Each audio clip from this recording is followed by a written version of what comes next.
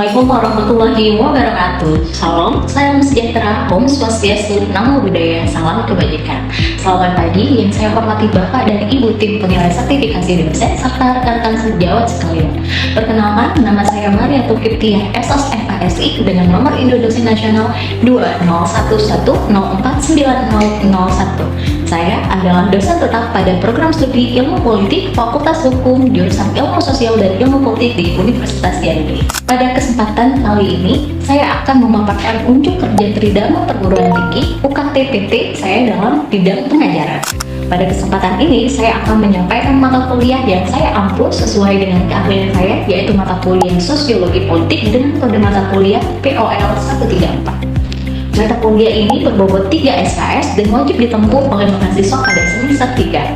Mata kuliah ini diselenggarakan dalam 16 kali pertemuan tatap muka dengan rincian 14 pertemuan materi, 1 kali pertemuan UTS, dan 1 kali pertemuan kelas. Sosiologi politik merupakan disiplin ilmu yang sangat menarik karena berada di irisan dua ilmu besar, yaitu sosiologi dan ilmu politik. Melalui mata kuliah ini, mahasiswa akan dibekali dengan kemampuan kritis untuk menganalisis hubungan timbal balik antara struktur sosial di masyarakat dengan proses perebutan, pembagian, serta pelaksanaan kekuasaan politik. Adapun capaian pembelajaran pada mata kuliah ini, yang pertama, mahasiswa diharapkan mampu menjelaskan kaitan antara sosiologi politik dengan ilmu politik. Kemudian CPNK yang kedua, mahasiswa harus mampu mengidentifikasi fenomena sosiologi politik di Indonesia serta keterkaitannya dengan teori-teori sosiologi politik dan mendekatkannya pada fenomena dalam realitas masyarakat. Selanjutnya, CPNK yang ketiga, mahasiswa harus mampu merekognisikan pengalaman dan kenyataan dalam realitas politik sosial politik di Indonesia, khususnya pada isu-isu yang ada di daerah.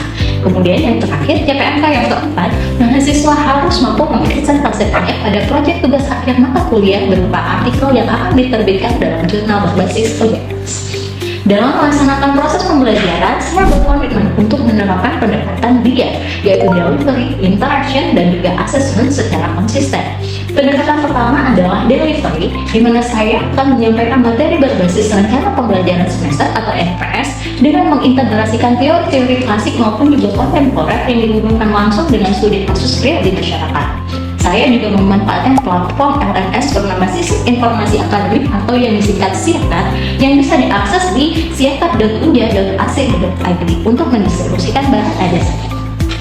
Pendekatan selanjutnya adalah interaction, yang mana saya akan memposisikan diri sebagai fasilitator di dalam kelas. Kemudian saya akan membangun komunikasi dua arah dengan menggunakan teknik pertanyaan pemantik atau trigger question dan juga diskusi kelas guna merangsang daya kritis dan keberanian mahasiswa dalam berpendapat.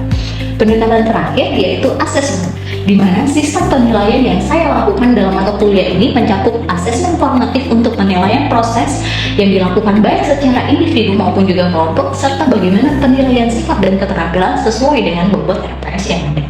Kemudian, saya juga melaksanakan asesmen secara sumatif untuk penilaian akhir berupa UTS dan juga kelas.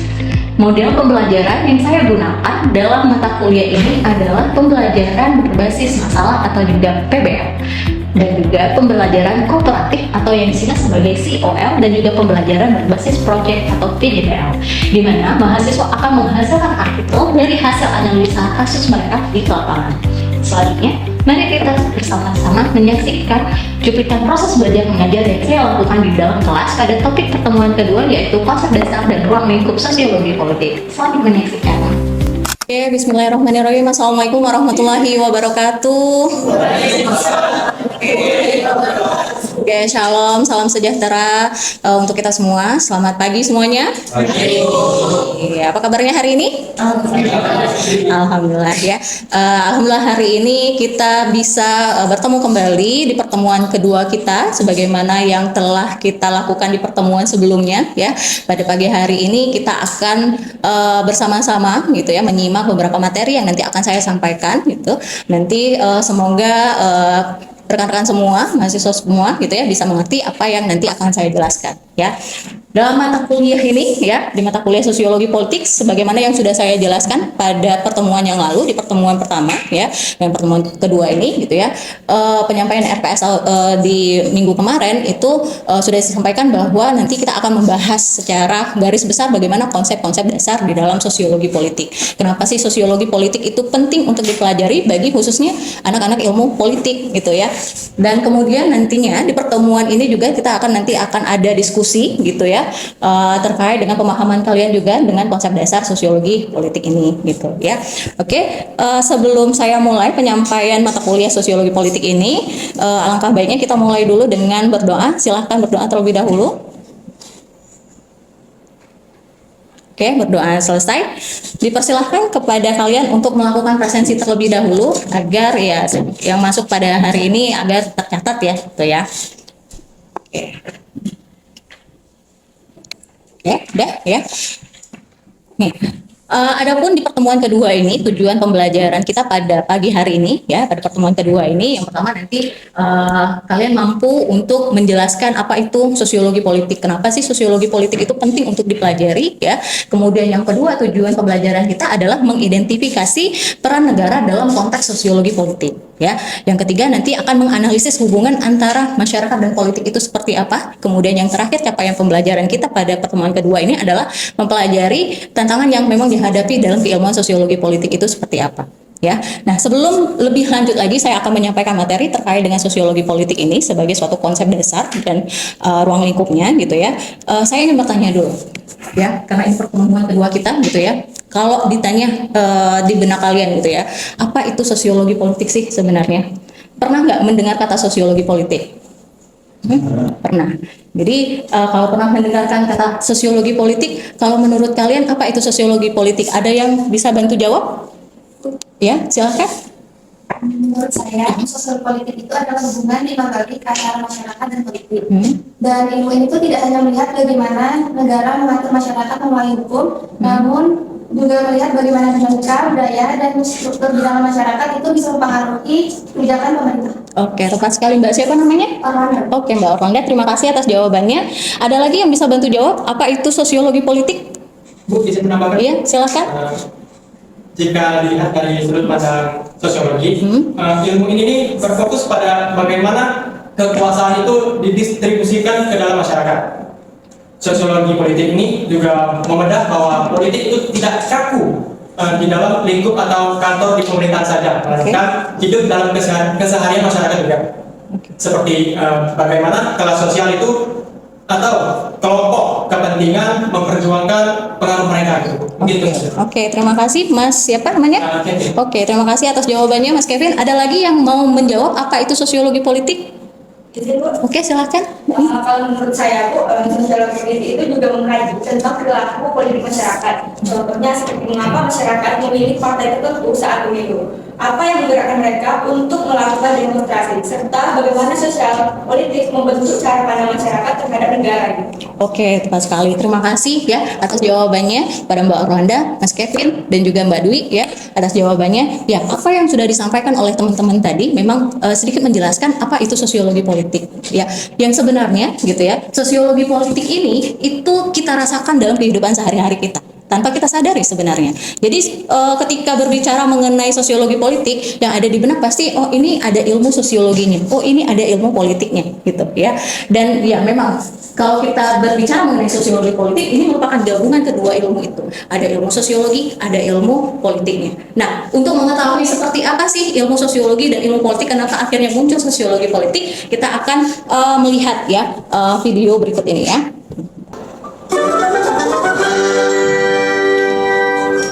Ilmu politik beda sama itu. Justru ilmu politik ada di balik kaca besar buat ngajak kita mencari tahu, ngamatin sampai paham sama fenomena politik itu sendiri. Sebuah fenomena tentang gimana orang-orang berlomba dan berkompetisi buat meraih dan pertahanin kekuasaan. Tapi emang peristiwa 98 sendiri jauh lebih besar. Waktu itu seluruh penjuru Indonesia terlibat. Sampai-sampai korban jiwa banyak yang berjatuhan. Saat itu aroma kebencian rasanya sampai bisa kita cium di udara. Inilah sosiologi. Jadi dari video juga tadi kita bisa lihat ya, ya politik itu bukan hanya sekedar membicarakan tentang bagaimana ngomong di depan podium gitu ya, berkampanye dan kebijakan-kebijakan yang dihasilkan oleh politik. Nah, jadi atas pertanyaan tadi gitu ya, kalau kita berbicara mengenai sosiologi politik, apa itu sosiologi politik? Ya, sosiologi politik itu adalah gabungan dari kedua ilmu itu gitu ya. Sosiologi adalah ilmu yang mempelajari masyarakat dan perilaku sosialnya, dan politik itu proses pengambilan keputusan dalam masyarakat ataupun juga negara gitu ya. Jadi kita bisa mengambil kesimpulan bahwa sosiologi politik itu merupakan kajian hubungan antara masyarakat dan politik serta pengaruhnya satu sama lain. Dia tidak bisa terpisahkan satu sama lain gitu ya.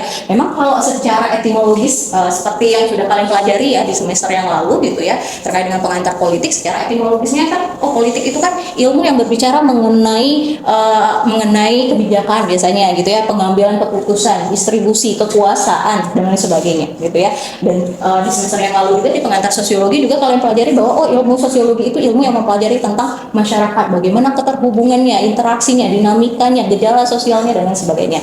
Dan ketika kalian berada di semester 3 ini, tepatnya di pertemuan kedua kita ini gitu ya, kita akan membahas keterhubungan itu seperti apa sih. Kenapa akhirnya penting untuk mempelajari sosiologi politik khususnya bagi anak-anak ilmu politik gitu. Karena ketika nantinya kalian sebagai seorang politikus nantinya ketika membuat kebijakan itu tidak hanya berpikir bahwa harus ada kebijakannya saja, tetapi yang harus difikirkan adalah dampaknya, efeknya kepada masyarakat. Dan itu yang dipelajari oleh keilmuan sosiologi politik sebenarnya sebagai gambaran umum kalian ya, yang nantinya kalian akan menjadi sarjana ilmu politik gitu ya.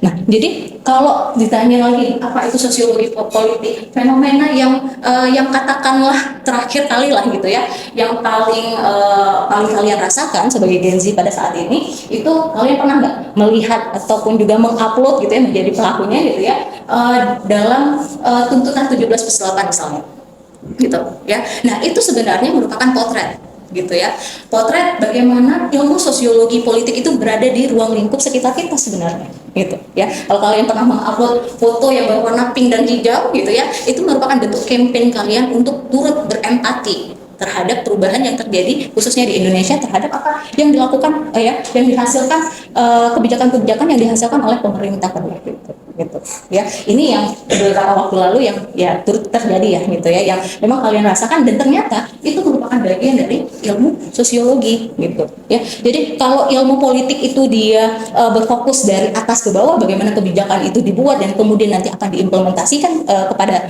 masyarakat, atau dalam hal ini bersifat state center gitu ya, berpusat pada negaranya ya. Tapi dalam keilmuan sosiologinya ya, ini adalah fokusnya itu pada society center, dari bawah ke atas. Bagaimana misalnya apa yang campaign yang kalian lakukan pada tuntutan 17+8 pada saat kalian mengupload foto hijau dan pink itu gitu ya, itu merupakan bagian dari bagaimana tuntutan masyarakat bisa merubah kebijakan gitu. Kita tidak bisa katakanlah gitu ya, untuk merubah suatu kebijakan itu kan tidak bisa hanya dilakukan oleh satu orang. Dibutuhkan civil society untuk merubah suatu kebijakan gitu. Nah, maka itu adalah fungsi dari keilmuan sosiologi politik ini sendiri, dan bahwa memang keilmuan sosiologi politik ini berada di sekitar kita gitu.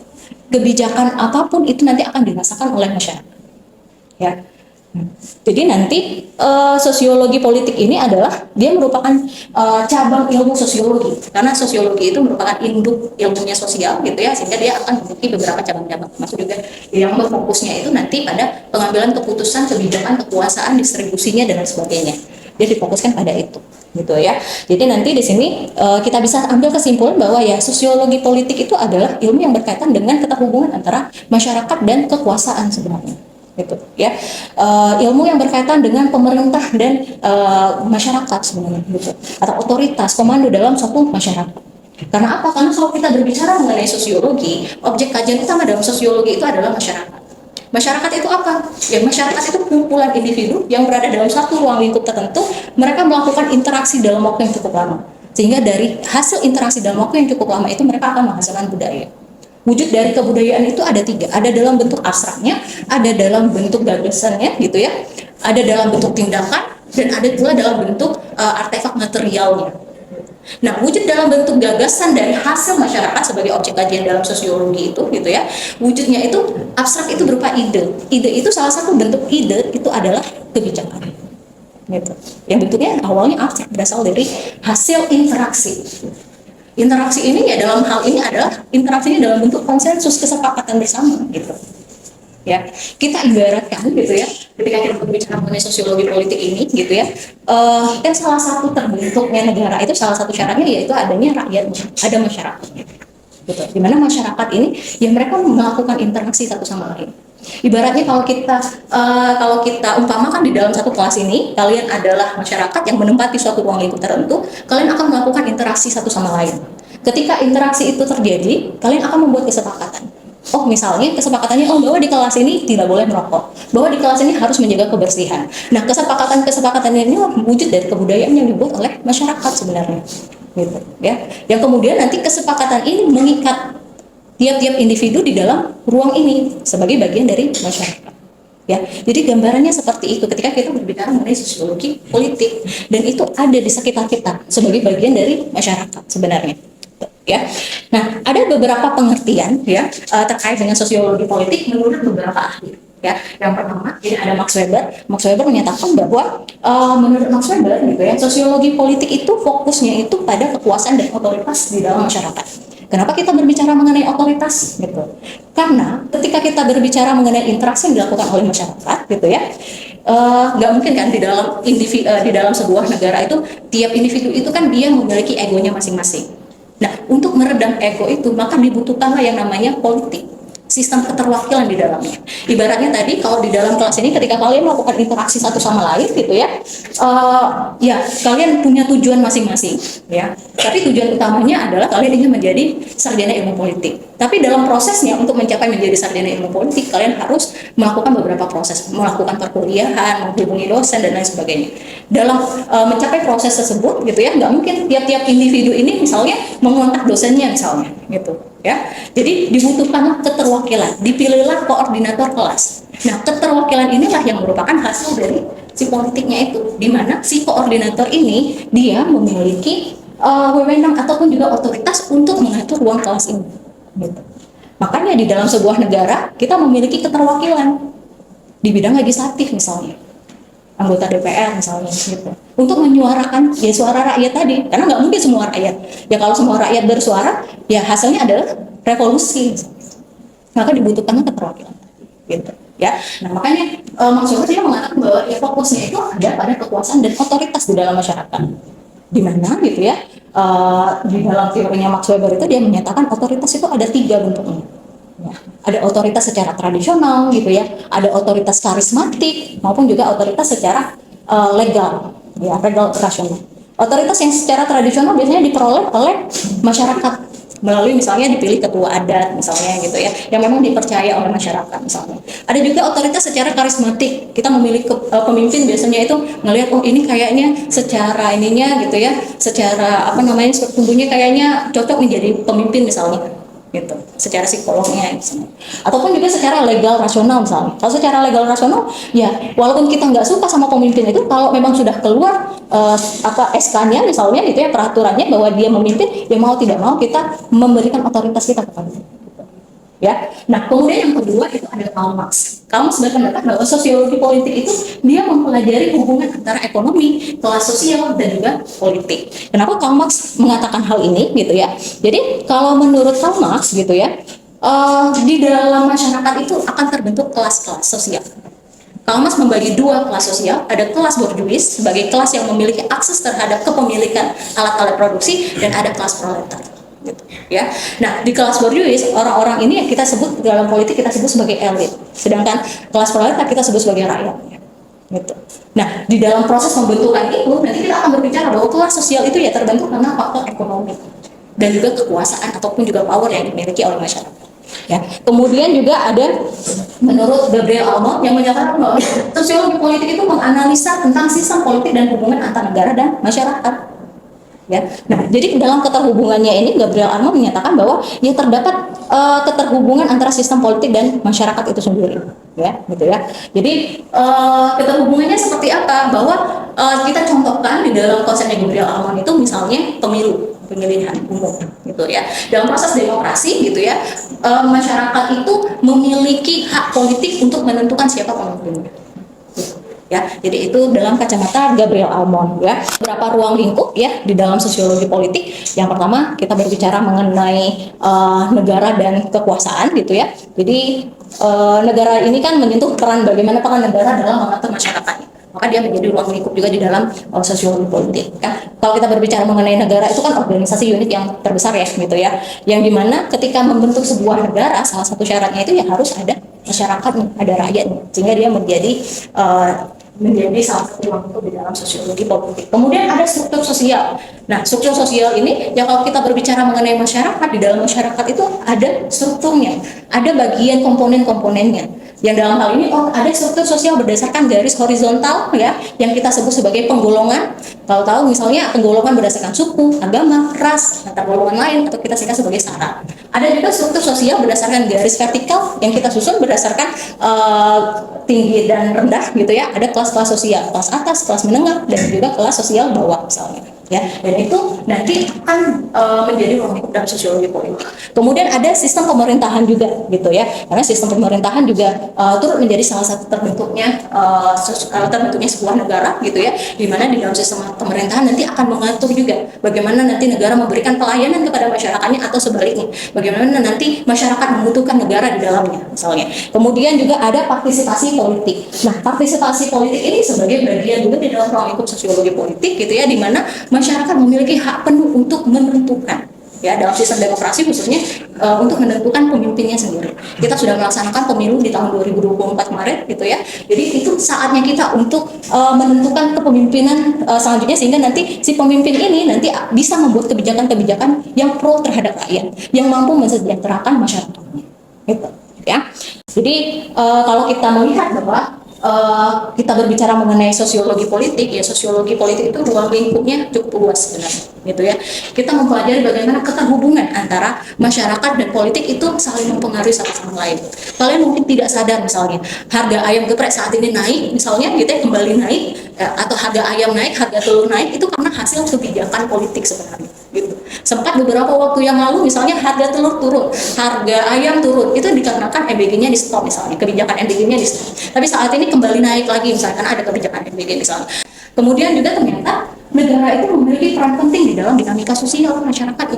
Adanya kebijakan tertentu yang turut kemudian mendapatkan protes besar dari masyarakat ketika masyarakat tidak merasa puas terhadap kebijakan itu misalnya. Kemudian juga teori sosiologi politik ini nantinya akan memberikan wawasan kritis terhadap kehidupan sosial dan politik. Sehingga saya berharap bahwa nantinya setelah kalian mempelajari konsep dasar sosiologi politik ini, kalian memiliki wawasan yang cukup kritis dengan apa yang terjadi di sekitar kalian. Fenomena sosial politik yang ada di sekitar kalian itu kalian bisa tanggapi secara kritis. Gitu. Bahwa ini apa sih keterhubungannya antara negara dan masyarakat itu sendiri. Gitu. Ya, mungkin cukup di sini ya. Sebagai suatu bentuk diskusi, saya ingin kalian membuat kelompok. Akan ada 3 kelompok nantinya yang akan mendiskusikan 2 pertanyaan ini ya. Nanti ini saya bagi menjadi kelompok pertama, kemudian kelompok kedua, dan juga kelompok ketiga ya. Nanti silahkan untuk melakukan diskusi. Pertanyaannya adalah apakah masyarakat selalu dipengaruhi oleh politik gitu ya, atau adakah politik yang dipengaruhi oleh masyarakat gitu. Kemudian pertanyaan kedua itu terkait dengan bagaimana sih hubungan antara kekuasaan dan masyarakat dalam membentuk kebijakan politik ya. Silakan berdiskusi, kita berikan waktu untuk diskusi. Saya berikan waktu kurang lebih 10 menit untuk berdiskusi. Silakan ya. Oke, ini tadi sudah didiskusikan. Ini karena pertama untuk semua dan ketiga ya. Jadi pertanyaannya apakah masyarakat dipengaruhi oleh politik atau adakah politik yang dipengaruhi oleh masyarakat? Dan pertanyaan kedua diskusinya bagaimana hubungan antara kekuasaan dan masyarakat dalam membentuk kebijakan politik. Oke, saya mulai kelompok pertama udah selesai diskusinya. Sudah. Kelompok kedua udah selesai diskusinya. Kelompok ketiga sudah selesai. Oke. Nah, kelompok pertama dulu kita mendengarkan pendapat kelompok pertama terkait dengan diskusi kita hari ini. Silakan kasih komentarnya. Baik Bu, jadi saya izin mewakili kelompok pertama. Jadi berdasarkan apa yang kami diskusikan tadi, kami melihat untuk menjawab pertanyaan pertama tentang apakah masyarakat selalu dipengaruhi oleh politik atau adakah politik yang dipengaruhi oleh masyarakat. Menurut kami keduanya ini merupakan hubungan yang 2 arah itu. Jadi masyarakat dipengaruhi oleh pemerintah melalui kebijakan dan peraturan yang sudah ditetapkan. Kemudian pemerintah itu juga menerima timbal baliknya melalui respon kami dari masyarakat. Apakah di dalam bentuk demonstrasi, apakah dalam unjuk rasa, atau apakah usulan-usulan lainnya, Bu. Mungkin begitu dari kelompok kami. Oke, terima kasih jawabannya gitu ya. Kelompok kedua seperti apa hasil diskusinya? Silakan. Baik, dari yang pertanyaan pertama itu tuh Ya. adanya hubungan timbal balik, Bu. Hubungan ini sangat dinamis, ada saatnya bersifat state-centered, yaitu politik mengatur struktur sosial masyarakat. Namun ada kalanya bersifat society-centered, yaitu budaya, kelas, dan dinamika di masyarakat yang hendak ke arah kebijakan politik. Selanjutnya dari yang pertanyaan yang kedua itu, Ya. kekuasaan dari kebijakan publik terbentuk dari proses pemerintahan. Jika kekuasaan didominasi elit, kebijakan bersifat dari atas ke bawah. Namun jika masyarakat aktif bergerak, kebijakan dipaksa mengakomodasi kepentingan publik dari bawah ke atas. Oke, terima kasih banyak. Kelompok dua. Kemudian yang terakhir, kelompok tiga. Seperti apa hasil diskusinya? Baik, berasal dari hasil uji kami. Ya. Jadi terkait hubungan timbal balik, yaitu keduanya saling mengunci, kemudian politik mempengaruhi masyarakat ketika negara mengeluarkan undang-undang, misalnya seperti undang-undang sistem pendidikan, kemudian sebaliknya masyarakat mengambil politik ketika aksi protes atau gerakan viral memaksa pemerintah mengubah aturan tersebut. Lalu terkait kekuasaan dan kebijakan adalah produk dari distribusi kekuasaan. Kebijakan yang ideal tertentu ketika ada keseimbangan di mana kekuasaan negara dikontrol secara indivis oleh kekuatan sipil masyarakat agar kebijakan yang lahir tidak hanya menggunakan sendiri. Ya, oke. Terima kasih. Tepuk tangan kita.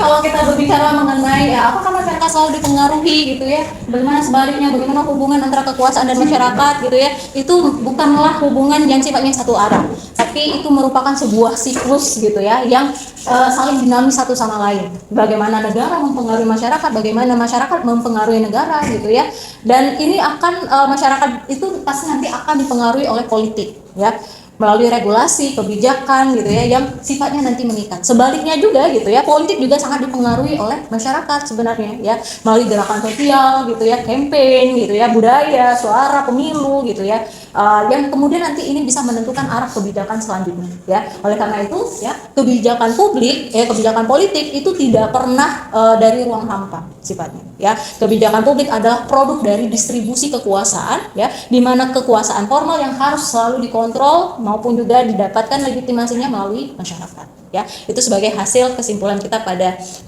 pagi hari ini ya. Sekedar mengutip gitu ya, pernyataan dari Bertolt Brecht ya sebagai penutup, buta terburuk adalah buta politik. Orang yang buta politik itu tidak sadar bahwa biaya hidup, harga makanan, harga rumah, harga obat semuanya bergantung pada keputusan politik ya. Demikian hasil perkuliahan kita pada pagi hari ini. Terima kasih banyak atas waktunya ya. Saya berharap apa yang sudah saya sampaikan bisa kalian pahami dengan cukup baik sehingga kalian bisa memiliki daya kritis terhadap fenomena sosial politik di sekitar kita. Saya akhiri, wassalamualaikum warahmatullahi wabarakatuh. Oke, terima kasih ya. Bapak dan Ibu tim penilai sertifikasi dosen yang saya hormati, demikianlah pemaparan PGD UKTPT bidang pengajaran dari saya untuk mata kuliah Sosiologi Politik, khususnya pada topik konsep dasar dan ruang lingkup sosiologi politik. Melalui penanaman konsep dasar yang kuat dan metode interaktif ini, saya berharap mahasiswa tidak hanya menguasai teori di atas kertas, melainkan juga akan menjadi insan akademis yang memiliki daya kritis, analitis, dan juga peka terhadap dinamika sosial politik di Indonesia. Mohon maaf atas segala kekurangan dalam penyampaian ini. Terima kasih yang sebesar-besarnya atas perhatian dan penilaiannya Bapak Ibu berikan. Selamat pagi, salam sehat, dan salam akademis. Wassalamualaikum warahmatullahi wabarakatuh.